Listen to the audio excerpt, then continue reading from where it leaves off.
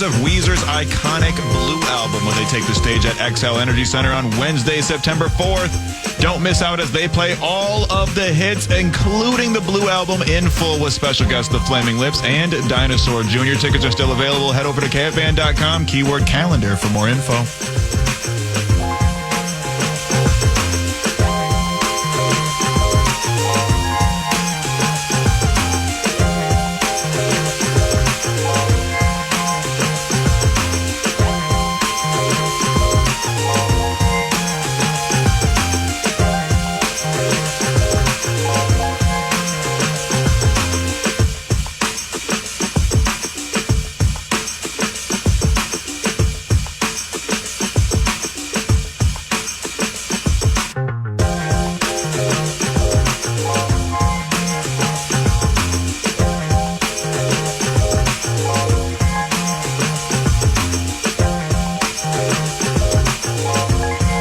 So you didn't miss much with the game Saturday. You know, I know you watched it or listened to it and then tweeted during it. And then Alec Lewis at Alec_Lewis via the tweet machine, beat writer for The Athletic covering the Minnesota Vikings at The Athletic and TheAthletic.com. For profit. Assumedly. Was there any sense of FOMO not being at Cleveland Browns Stadium? And good morning. Well, no, because I got to listen to you. Good morning. Yeah. Good morning. No, I don't get to listen to you. I don't listen to you like during Sundays because I'm at the game and I'm locked in. So we can fix that if you want. Well, yeah, we can. I'm sure I could get one of those cool little earpieces that Tyler Williams and them have out on the practice field and pipe it in. But no, I don't get to listen to you and Pete all the time. So and there was no FOMO. I got to listen to the analysis of Nick Mullins beating one-on-one coverage with the inside fade routes to Jalen Naylor. Right. Hey, the national broadcast teams that get these production meetings before games, like we're having them this year. All right. So Jeff Anderson, Vikings media relations, go crazy. It was an awesome idea.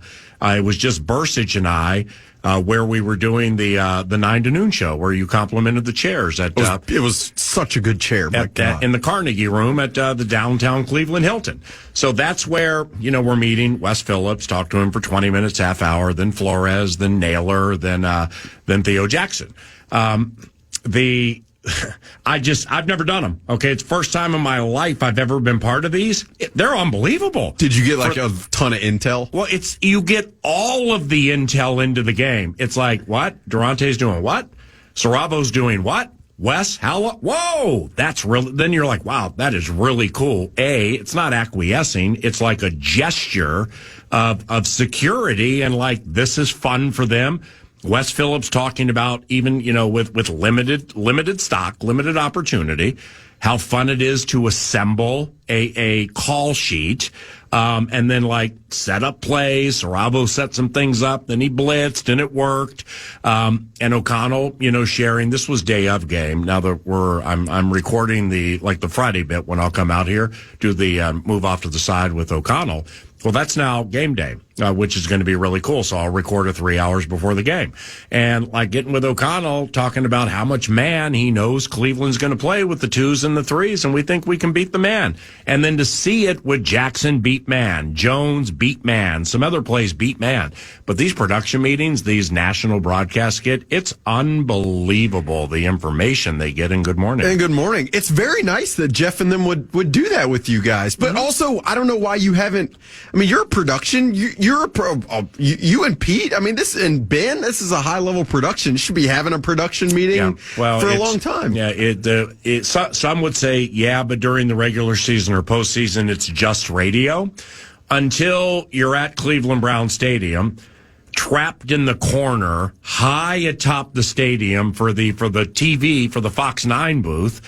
And because with radio, like Nordo's going on the Philly trip, there, with all due respect, there's not a ton to do from a production standpoint in that role in the preseason. In the regular season, there's a lot to do.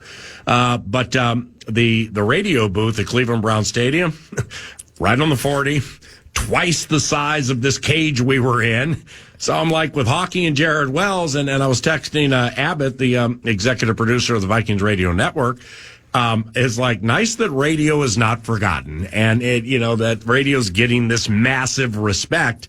But the bottom line is few were in that booth, and during the regular season, it's just, I don't think there's time for them to do multiple production meetings. Yeah, you're probably right. I will say, you mentioned the Wes Phillips and the Mike Saravo and Durante calling plays, and I was yesterday, because I'm ridiculous, watching the all 22 of the game, and do you remember the Lewis scene nickel blitz where he Yes. sacked Huntley? Yep. So on the sideline, you could see this on the all 22, you couldn't see it on the broadcast, Saravo was calling the play, and Kevin O'Connell was standing right behind him, and you could tell they knew what he just called, what was about to happen. Wow.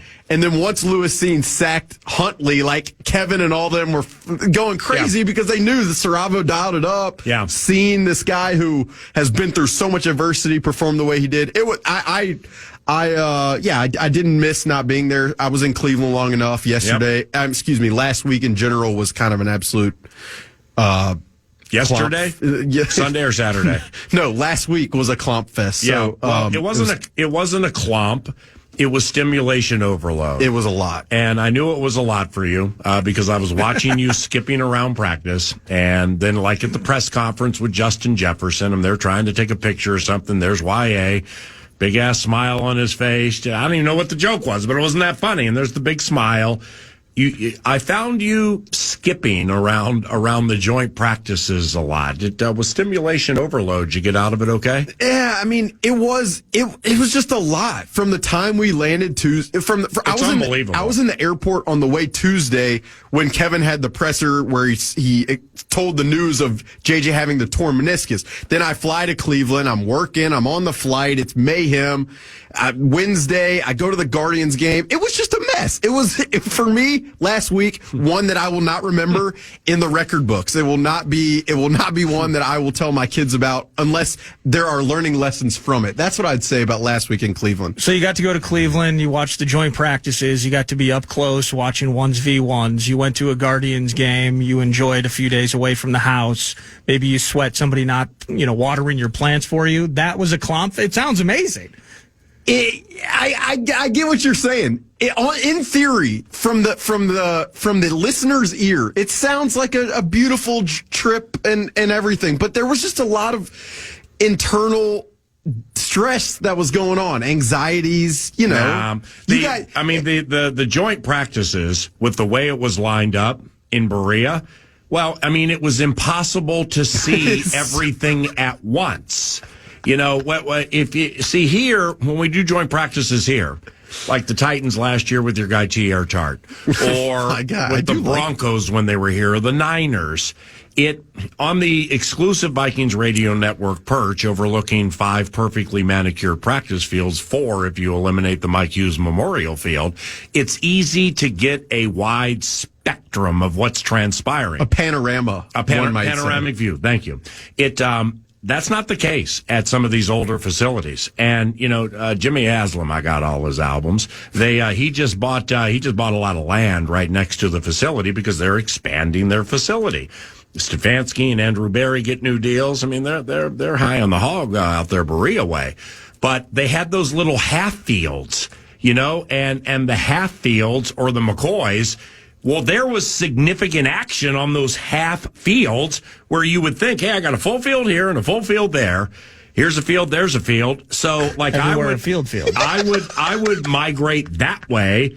And then all of a sudden you hear the problem, those of the either type A or chasing butterfly and picking dandelion varieties like you, is you would be one place watching one thing, and then you'd hear, and you look down there, and Ivan Pace is windmilling, running to the other field, and you missed it. And the other thing is okay, I'm gonna go watch the offense. Yeah. Then I walk on over. I'm jogging. I'm getting there. I get there, and then next they switch the other side of the field. So then the offense goes to the other side. It's I just walked a mile to watch Blake Brandel pass it. And now he's on the other field. I'm walking to one of those half fields to watch Darisaw Garrett. I get there, and then I hear the big full field to the left. And, I mean, the Browns were about one of the loudest teams I've ever been next to in my life. Yeah. And Cincinnati, when we were in Cincinnati for joints, they were loud. Tennessee they all can be loud. I mean, these Browns were loud a different way. I mean, it was getting personal with some of these players and stuff, specifically out on the field when, let's just say, Brandon Powell had to be restrained for like an hour and a half. He was so mad at what was said to him. But I hear the roar, and then I see 47 wearing purple, tearing down the field for a pick six. I'm like, damn. Yeah, Dwight McGlothern. Who just threw the pick six to McGlothern? I couldn't figure out the quarterback because, like, Huntley and Winston were standing by each other. It was sensory overload. It was difficult. I'm glad you thought that. But, yeah, it's funny you mentioned you couldn't figure out the quarterback. I mean, Jameis Winston's throwing balls into the bleachers. Yeah, he was great. I mean, not great on the field. No, Jameis has a zest for life that is just second to none. He's funny. He's interacting with people. There's a red zone period. I think I love Jameis. There's a red zone period where the ball's sailing into the facility in the weight room. I'm like, I think he did it purposely. There was stuff going. I see. I'm glad you thought it. Like, and I would get back to the hotel on like Thursday or Wednesday afternoon, and I'm sitting there like, what just happened? That's how it was. Yeah. It was a wild. Well, that was Thursday after the second practice, right? Thursday was an entirely different beast. Right. Well, I mean, Wednesday for yours truly. I mean, old people got a little hot. I had to go sit in the area where Stefanski and O'Connell would come over, and we would do that interview. So, like, I'm sitting there trying to watch it through people for about 25 or 30 minutes because it got a little steamy. But the joint practices are the bomb. I mean, I absolutely love them. It's like you get there. Well, Diana Rossini, your cohort at The Athletic, and thank you very much for helping with her phone number and stuff like that. She's been terrific to 9 to noon. But, Diana said this when I was taping an interview. Do you know the Wednesday practice began 25 minutes late? I had no idea.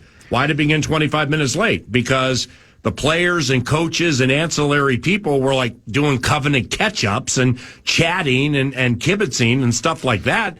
And it was accepted by Stefanski and O'Connell. They're like, yeah, let's whack this period. Let's whack this period. Then we'll begin at this time. That's the loose nature of joint practices. But then they get out there and they start banging with each other and Garrett and Darisaw and Ivan Pace Jr. and the way he performed in this thing. Levi Drake Rodriguez at one point went against the ones. Like, I don't know if it's a starting center. I don't think it is. But went against the one offense for Cleveland, wiggled his way through. A sideline goes crazy. It's a 7th rounder against some starters. I just love things like that. Yeah, I mean, you said practice started late. I didn't realize, because I didn't notice either. I was walking by the practice field. I looked in the weight room. It's this new weight room, and Myles Garrett's sitting in there with the bar shirtless, and I had to stop for I didn't know. Yeah. I mean, that guy he is built. Yeah. I mean, it's not really realistic watching that guy. But David Njoku he's similar. Yeah, but I think it's more strange, or it's more abnormal. Would peculiar, or pronounced, because Njoku is a 4.344 skill guy. Okay, and I'm like chatting with Bill Musgrave, who I think is their running game coordinator, or whatever, used to be the OC here. And I'm like, this is not an affront to Cleveland Browns football or the offense. But when you look at this guy, how does he not have 150 every game? And how does anybody ever get around him in pass protection? That's how physically impressive Garrett and Njoku were. I also thought the cornerback that Justin went up against the entire 2 days, Martin Emerson Jr. Yeah. I was like, and then I looked this guy up, and I'm like thinking, 1st round pick has to be 3rd rounder. Yep. Like, can this franchise not just throw one dart in the 3rd round and land a guy who will be a bona fide, like, elite cornerback? Right. But and that's why they play man coverage. Yeah. If you've got that guy and Denzel Ward on the edge, I mean, why would you have to get all creative? You just say, hey, guys, line them up. And Justin got him a bunch because he's freaking Justin Jefferson. But Emerson held his own in a way that I was like, big time. Who the hell? From Mississippi State? I'm like, Hail State cowbells? What is going on with this guy? Didn't you have some kind of stat in your piece where the Browns among the lowest in the NFL, like they rushed 4. They were not a massive blitzing team, whereas the Vikings were kind of on the other end of that spectrum. So getting to see them via the joints, getting to see that different vibe and that beast that they bring from Cleveland, that was an important part of it. It's literally Brian Flores last year was like, get as creative as possible one way or another. The Browns are literally like, let's just play some dang football. We'll line. It's like when you play pickup basketball, we're just man to man. That's kind of how the Browns are. They're just like, we've got the dudes. We will line up and beat you guys. And we will do some stunts, some games, some of that stuff. But in general, Jim Schwartz, it's just line them up and our guys are better than your guys. And we're going to rush the passer and get you. And if we don't, we're going to blanket you in coverage. And the Vikings, to that exact point, Nordo, like that's part of the reason, kind of like last year, with the Titans in joint practices, they wanted to see the physicality of that front. And this year it's the same way. Like they want to match that physicality at a time like this where you're prepping for the season. I thought it was a really smart idea. Like obviously Kevin Stefanski and the relationships there and as professional and sharp as that guy is, like it was a pretty perfect fit. And it was a perfect fit for a Vikings defense that came away from those 2 days feeling like they were probably the steel curtain given how poor the Browns offensive line and Deshaun Watson looked. Well, the Browns offensive line at their tackle spots, I mean, they're the first and second left tackle are out. I think one of them will be back for the regular season. Conklin's on the pup. Who's their right tackle? Is it Jedrick Wills? Yeah, I saw DeJuan Jones. Yeah. I think Wills is hurt also too. a big man. So therefore the Vikings made some hay there. Now, Stephon Gilmore, that becomes the A topic into the week. They signed him yesterday. He reportedly gets a 1-10. I mean, which is the same as the 27-year-old quarterback that they brought in here, which just hits me strangely, and it probably shouldn't. Gilmore's a mercenary. I mean, this is his fifth team in 5 years. He will be 34 years of age 1 month from today. But what do you think? What do you think in totality, like, led to this? Why was it delayed after Gilmore was here? Just stream your consciousness on this whole thing. Yeah, what led to this is I think he heard the call that you had in 2022 and wanted to make up with you on that. So I think I don't know what you mean. Yeah, me neither. What is it? What's the call? I think you yelled, he should be kicked out of the game. He should be kicked out of the game. That's the best impression I've ever heard. That actually was my voice in 2002. But it was close to what you're saying. No, look. We all reap what we sow. Stephon Gilmore, going back from the time that Mekhi Blackman tore his ACL, I think the Vikings looked at the market of cornerbacks, and he is the guy who, even at his age, I mean, it's kind of like Patrick Peterson was when he was here. I don't, in terms of talent, I'm not going to compare. I don't really know. Mm-hmm. But like Patrick Peterson at the time he was here 2 years ago, he won with study, with savvy, with confidence, with a little dash of arrogance. Like that is kind of Stephon Gilmore. And when this front office looked at the market, I think, and who was available, he was the premium guy. He was the premier option. They brought him in, I think, to try to show him, like, this is the culture we have. You get to be playing alongside Harrison Smith, a guy that he probably reveres. You get to be playing with the defensive coordinator that he has familiarity with. So It made a lot of sense. And yeah, it's a lot of money to pay. But when you think about what he does in terms of allowing you to play more man coverage, allowing Byron Murphy, who's way better in the slot, to play in the slot. Yes, sir. And to give you insurance at a position where Murphy, Shaq Griffin, and Caleb have all had injuries over the years. Like it's something I think they had to do. I give them credit for going out and making it happen. At top of the head, you know how many corners they kept last year? I thought it was 6. Okay, 6. Yeah, I want to get into that and some other things with YA, young Alec. Alec Lewis with The Athletic and theathletic.com at Alec_Lewis via Twitter. Does awesome work. And we will chat for another segment with Alec. Then after that, at about 11:40, former NFL players Chris Long and Beau Allen are going to roll into the TCO studio and chat about their podcast and some football-related memories with 9 to noon. We'll be right back. Legendary comedian and actor Kevin Hart is set to return to Minnesota. See his hilarious Acting My Age tour when it comes to the Armory on Friday, February 21st, and Saturday, the 22nd. Tickets for both shows are on sale now. Get the full details at KFAN.com, keyword calendar.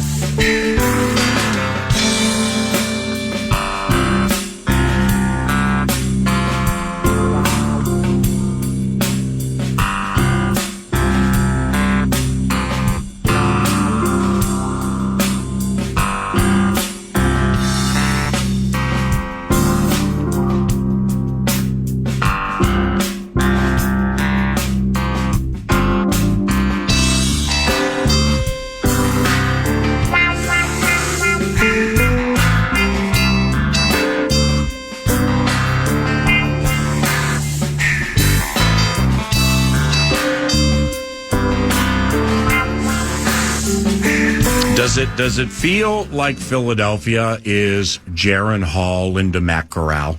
I mean, does it feel that way, or do you know? I mean, probably, yeah. I mean, Nick Mullins was taking a lot of hits, right?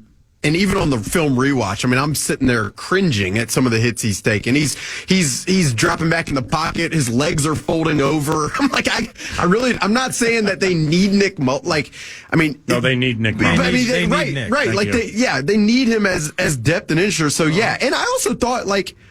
You know, Jaron Hall, I'm not like saying he whatever, but it was great to see him like operate, have confidence, establish a rhythm. Like, they drafted this guy obviously as a depth, mature option, but I think you just give him the reins and then hope that Matt Corral doesn't drift back into the end zone and lose the ball and know the plays. Like he'd been here one day. I know. It was a bust. It was a busted play on the safety. He went the wrong way. Nobody was there, and then they were all over him. Yeah, not his fault. Well, I mean, he's a Birmingham. My dad was so happy, by the way. He texted me. He's like, ha ha! They signed Matt Corral. Birmingham was an Ole Miss kid. Wait, Birmingham Stallions. Does the Lewis family have season tickets to the Birmingham Stallions? No, but my dad goes to a lot of the games, and he'll always be like, I think a lot of players from this league could filter up. I'm like, I like the way you think. How many people go to those games? Not a lot. But he also like grew up in the when like, the USFL was like a real thing, and so like Steve Young played in it, and so I think part of it for him is like this. Walker. It's like this drift back into his own past type deal. Anyway, now at The Athletic and theathletic.com, Alec put together risers and fallers from the Cleveland Browns game, and you can read it at The Athletic, theathletic.com. Over the course of the next 5 minutes, let's do the best we can to zip through this. Risers, and define like with Lewis saying. Okay, he was your first riser. So we saw and or listened to what led to the rise, the preseason ascension. What do you think he gets out of it? Yeah, I mean, it's a great question. It's really it depends on probably how much of a crunch there is on the back end of the roster. I mean, there's a lot of guys who like just going through the name, like Dwight McGlothern, Levi Drake Rodriguez, like Michael Juergens, I thought got bench pressed about 3 times in that game. He was a 7th round pick. Is he vying for the roster? I don't really know where he stands. There is a lot of those back end guys that Lewisine will be in contention with to make the roster. So who knows? But I mean, I don't know. I for me, it was more of like from what you expect to go into the game to how a guy performed. That was as impressive of a gap as anybody, which is why I had him there. I'm glad in the story you pointed out linebacker Dallas Gant. Okay, now Gant making the active. I mean, that's a 1%er. But I guess he tipped the pass that led to an interception. He had a bunch of solo tackles, but like Dallas Gant is in there. Dwight McGlothern. Okay, if they kept 6 corners last year, and you're looking at, in my estimation, Gilmore, Moreau, Shaq Griffin, Byron Murphy Jr. I think those 4 would be in. Well, then you got 2 more. It's going to be. I don't think they'll cut a Caleb. So whether he plays or not, that's one thing. But put him in. Well, then now after that, where do you go? You have Dwight McGlothern, right? I mean, yeah, there's Duke Shelley is still there. Shelley, Duke or McGlothern. I mean, McGlothern to me just makes sense because at that spot, besides a Caleb, there aren't a ton of young guys that you have upside with and can dream on. And to have a guy like that at the position, to me makes sense. Is he the most athletic guy in the world, Dwight McGlothern? Probably not, but from a ball skills standpoint, he just always shows up. And I also will say he's unafraid to tackle. Yeah. Like you've seen that in practice. You've seen that in the joint practices. You saw that Saturday. And I really think that is a quality Brian Flores likes and appreciates out of those guys on the edge. So I wouldn't be shocked if he made it. With the fallers, why did you have Ed Ingram?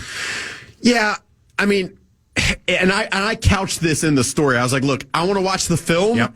And I think part of the reason he had to play was because I didn't see Dan Feeney on the field, and I also didn't see Dalton Risner, who's had a back injury. So he probably had to play a little bit. Kevin O'Connell was asked after the game. He's like, these are good reps for Ed. But I put him there because, to me, it's not as stout as you would expect. The one obvious play that he got beat on was a pretty tough stunt that seemed kind of complicated. But like for a guy in his third year who's played as much as he has, you just hope that you can pick that stuff up. When I'm watching him play, I don't have like the extreme amount of confidence that you would hope for a guy that you picked in the second round who's played as much as he has. So I put him there, and I was also searching for different guys to put in there. So that's part of it. I got that. Now, so with the risers and the fallers, it's like Lewis Seen was a riser, but I'm not predicting he makes the active 53. Ed Ingram is going to be on this faller list, but I'm not predicting he's not going to make the. I mean, Ingram is a cinch to make the 53. Whether he starts, that's a different story. So now, like Jaquelin Roy, okay? Now, Roy is going to be somebody I think they believe is somebody on whom they will count. Now, Levi Drake Rodriguez at times, and I think you wrote about this, he might have been part of the risers or a separate story, but he's twitchier than Roy. I think Roy holds the point of attack better. He's stronger and bigger than Levi Drake Rodriguez. But that quick twitch off the line of scrimmage from the 3 technique, the defensive tackle spot, Levi Drake Rodriguez he's a 7th rounder. So when I say surprised me, I didn't watch him in college, but almost every practice that I see, he's doing something that's positive. You didn't watch his film at Southwest Assembly of God? I think I missed that. I was watching Lenore Ryan film. It's not just the quick twitch. It's also like he plays with like a violence. There's like a hand fighting. If you go back and just watch all 22, it's like he's just like relentlessly pursuing the ball. And so, yeah, I mean, given the level of college play that he played at, like the amount of upside that you can dream on a guy like that, to me is going to be too much to let him go. When you talk about Jaquelin Roy, I mean, another guy that I didn't have in the risers that I saw on the All-22 was this guy Taki Taimani from Oregon. And I mean, he was going up against the Browns' third string deep, so 95, 94, I believe. Oh, Tyler Manoa's 95. So different talent than Jaquelin Roy, but like there are times where I watch Taimani and I'm like, I'd like to see him against similar talent because I wonder if he's got more strength, ability to hold the point. Jaquelin Roy, and I don't like. I'm not an expert in watching defensive tackle, nose tackle play, but there are times where I'm just like, it's not showing up. Like, it's just not impressing me to a level that you'd hope. And I know he's a 5th round pick, but, I mean, they got to keep the best guys for depth at this point. Thank you for the help today. I know we have a Kevin O'Connell press conference coming up in a couple of hours, but very nice of you to come here early. Very nice of you to have me. And sometime in the very near future, we'll see you at the State Fair. Maybe next Monday, a week from today, the day before they set the rosters. That should be a lot of fun. Thank you. Yeah, of course. Appreciate it. Alec Lewis at Alec_Lewis via Twitter. When we return for the final segment, this should be a treat. They're here right now, and I just met them. Chris Long, who was, I think, the 2nd overall pick in like the 2008 draft by the St. Louis Rams. Chris Long is here. So is Beau Allen, who played more than half a decade in the National Football League, won a Super Bowl with Philadelphia, went to Minnetonka High School. He was a defensive lineman who was quite twitchy and quite good back in the day. They're here to do a podcast from this studio, so they're going to stop by and say hello to 9 to noon. That's around the corner on KFAN. Don't miss out as the Purple wrap up the preseason this Saturday against the Philadelphia Eagles. Pregame coverage starts at 10 a.m. with a noon kickoff. Listen to all games this season right here on KFAN with the free iHeartRadio app.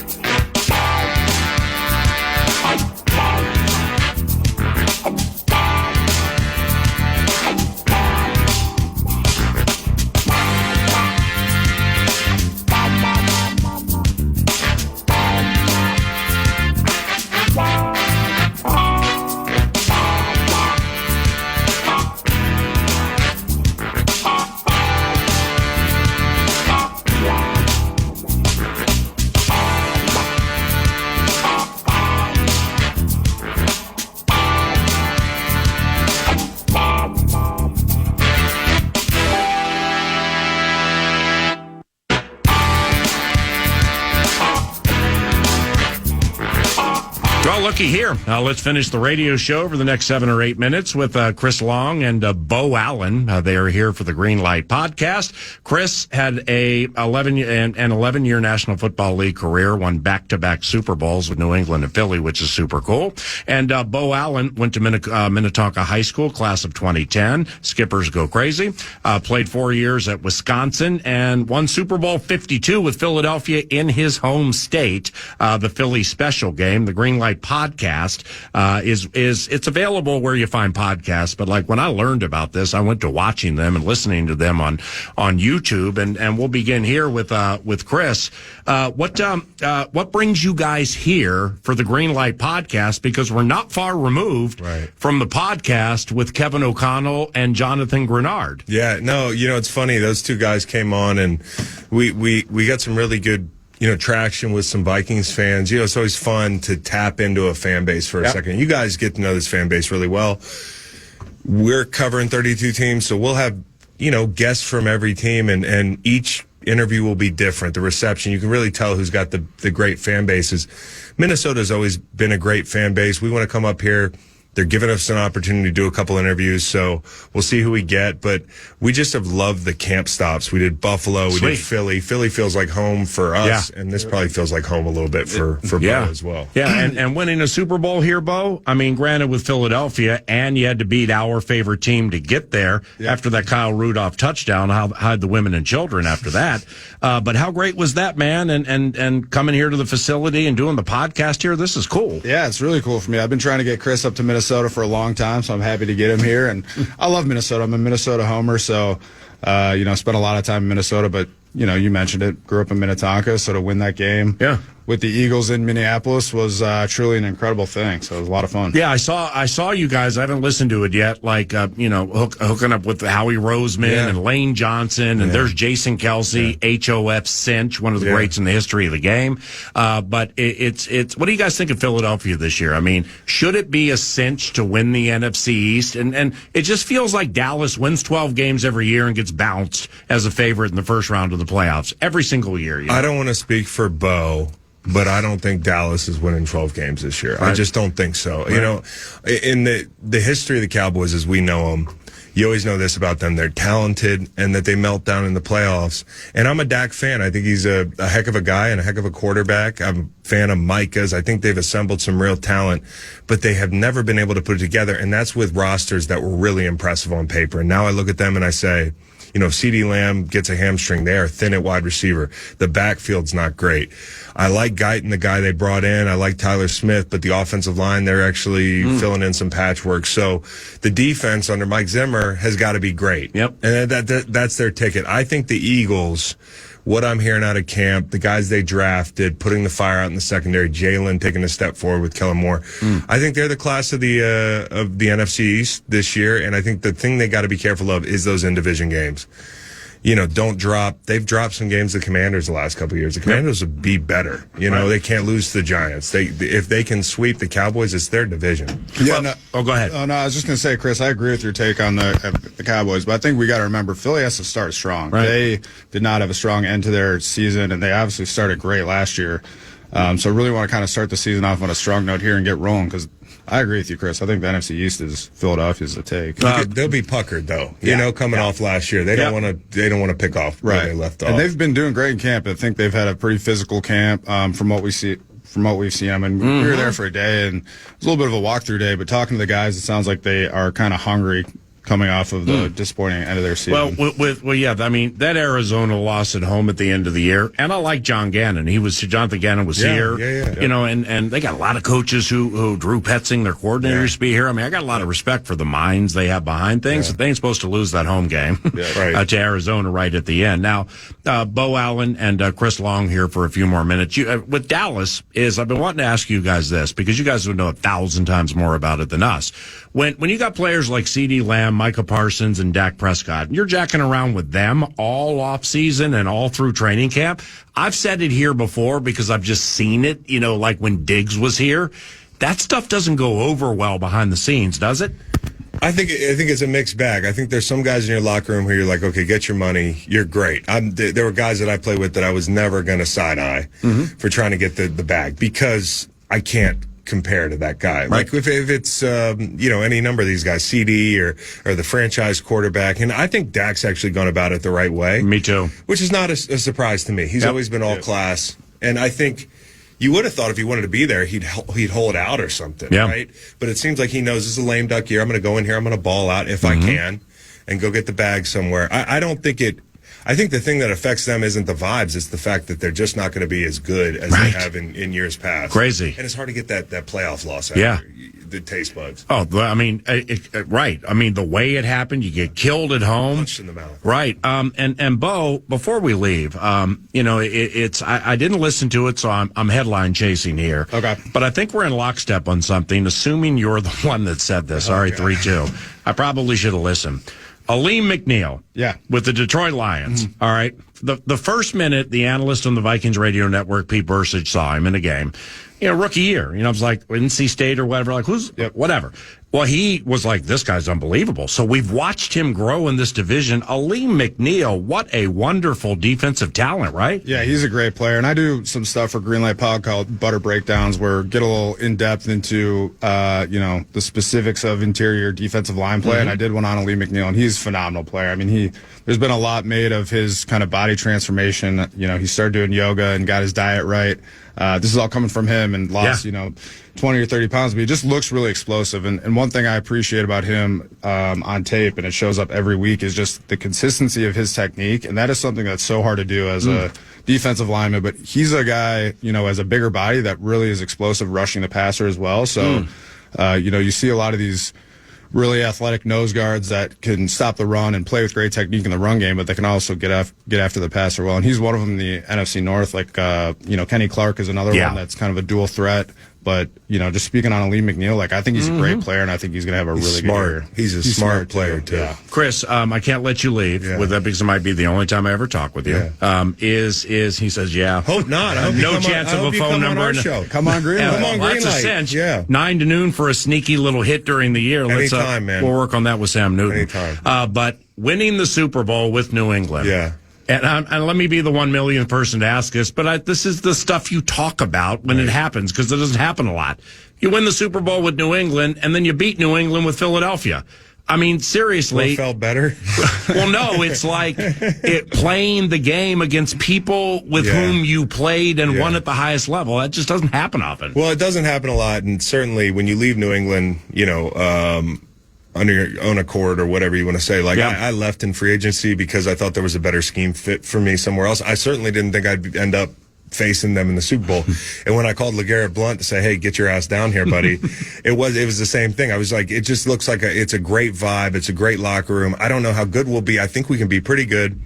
But I just left because I wanted to finish on my terms. Yeah. And so just the way the story ended for me, it's all luck. Yeah. It's luck for any guy in the NFL. Like, I play with guys who never got a chance. James Laurinaitis. Yeah.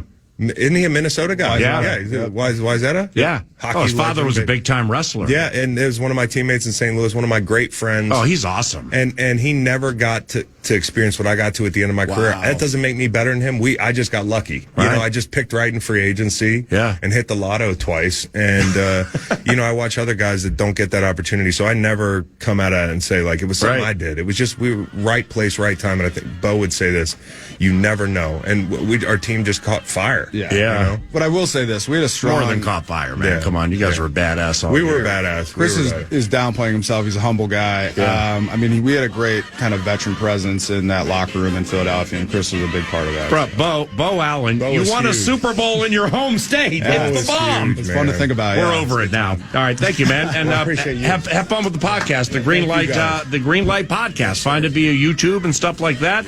Chris Long and Beau Allen, that was an absolute treat. Bernardo, I'm Paul Allen. Thank you for listening to 9 to Noon at FM 100.3. The kids call it KFAN. Podcast today's Paul Allen Show, or listen back to previous show and interviews by going to the iHeartRadio app or KFAN.com.